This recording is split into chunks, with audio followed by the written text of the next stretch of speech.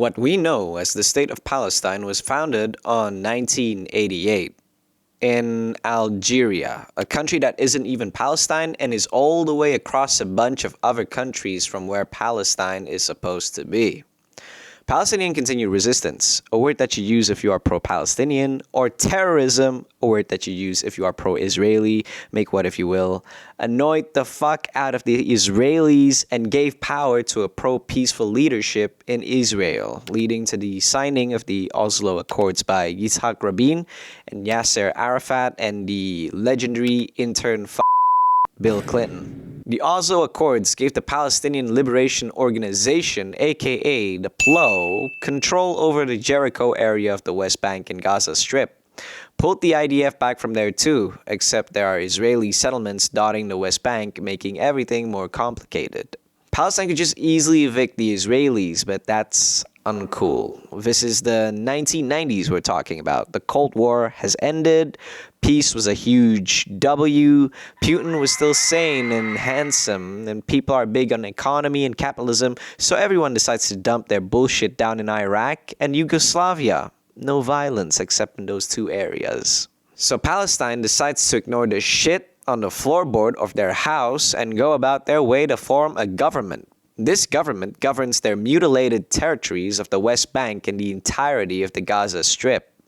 The government is consisted of several armed groups, political movements, and terrorist organizations colloquially referred to as the Fedayins, which is Arabic for people who are willing to sacrifice their lives for a greater campaign.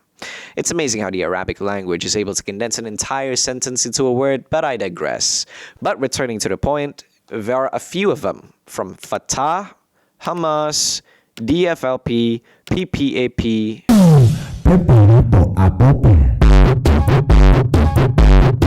there's tons of them.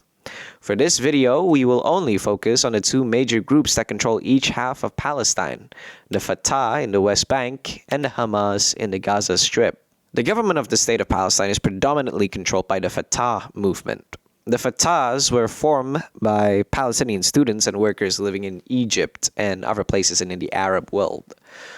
They are primarily social democratic and hold on to the beliefs of Palestinian nationalism while also being sort of anti-imperialist.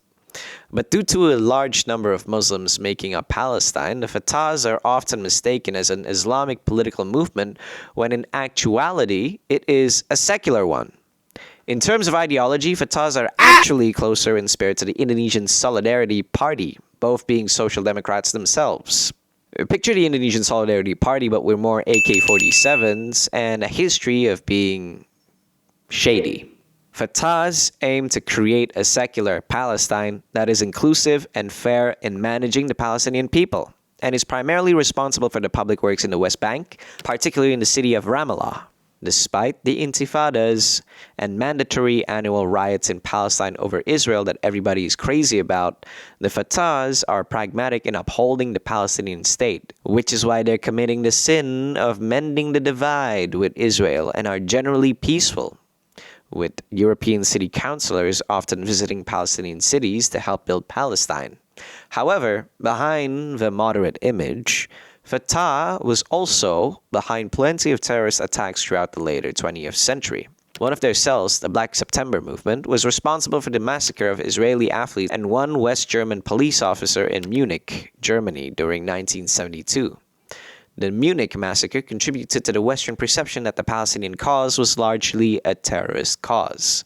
But many people are now exposed to a wide array of information to dispel the notion that the Palestinian cause is a terrorist cause.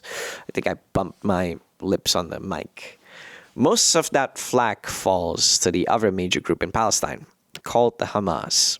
Hamas, or the Islamic Resistance Movement, is different from Fatah. Unlike the social democratic and secular Fatah, Hamas is a Palestinian Islamic nationalist organization.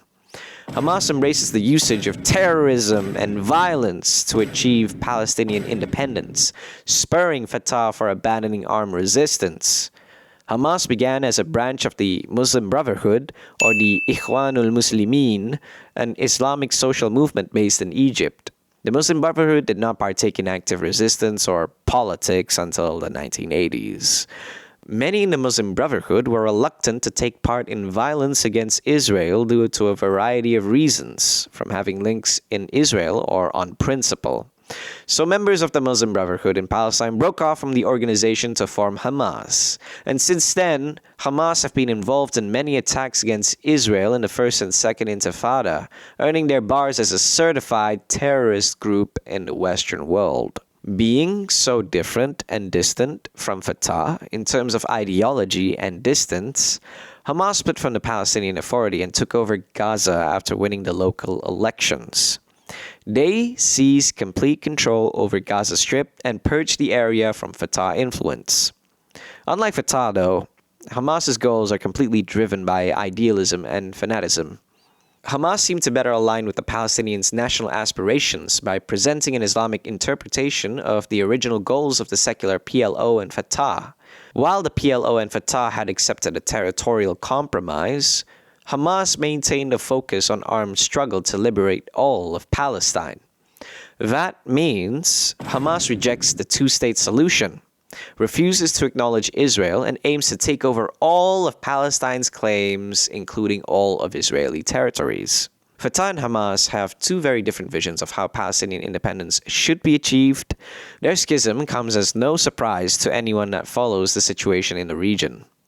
And with Hamas being a very competent pawn for Iran in the Malaya Trois between Saudi Arabia, Israel, and Iran, Hamas will continue to harass Israel's security to make sure Israel is in check and to prevent them from probably building the Ben Gurion Canal, which could rival the Suez Canal in Egypt and make Israel an economic powerhouse.